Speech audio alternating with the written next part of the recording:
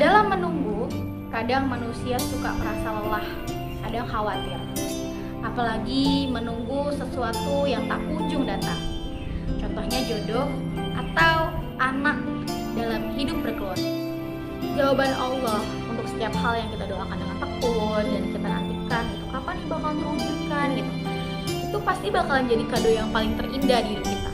Bahkan bisa jadi cerita tersendiri untuk kita sama Allah. Dan yang mesti kita ingeti itu adalah kalau kita harus bisa berpikir positif terhadap Allah dan menyadari betapa maha rahmannya Allah kepada manusia.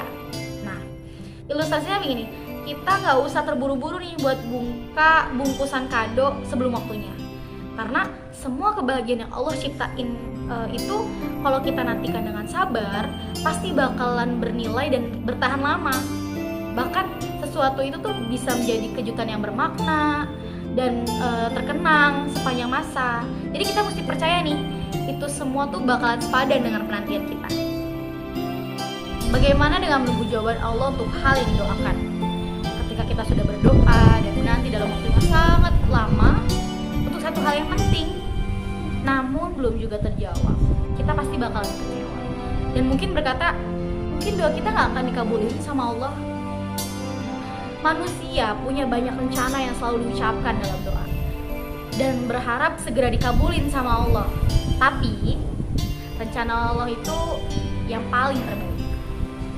Rancangan Allah untuk hidup adalah rancangan yang paling terbaik. Meski manusia tuh sulit buat menyadari hal itu, tapi Allah Subhanahu wa Ta'ala lebih tahu apa yang terbaik yang buat makhluknya.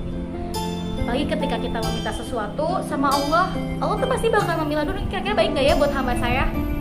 Ketika Allah menurut Allah itu adalah bagus, mungkin insya Allah bakalan dikabulin sama Allah.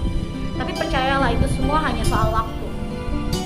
Jadi kita harus bersabar dalam menunggu jawaban Allah dalam setiap doa yang kita nantikan. Terus kita juga harus yakin bahwasannya pasti Allah itu bakalan merencanakan yang terbaik buat hambanya, apalagi yang percaya kepada Allah gitu kan. Jadi kalau kita menginginkan sesuatu, ya kita harus berdoa, terus harus bersabar juga gitu. Dan Allah itu nggak mungkin merencanakan yang jelek kepada umatnya. Pasti Allah selalu berikan yang terbaik. Apalagi kalau kita mau menunggu dengan sabar gitu kan. Allah tuh malah ngasihnya yang lebih dari yang kita inginkan gitu. Jadi kita mintanya satu, sama Allah dikasih dua bahkan kalau kita sabar menantikan itu. Dan saya selalu ingat banget pesan guru saya saat waktu itu saya lagi mau lomba, ya kan. Terus guru saya bilang gini, usaha tanpa doa itu sombong dan doa tanpa usaha adalah sia-sia. Jadi kita itu harus seimbang, jangan lupa sama usaha juga.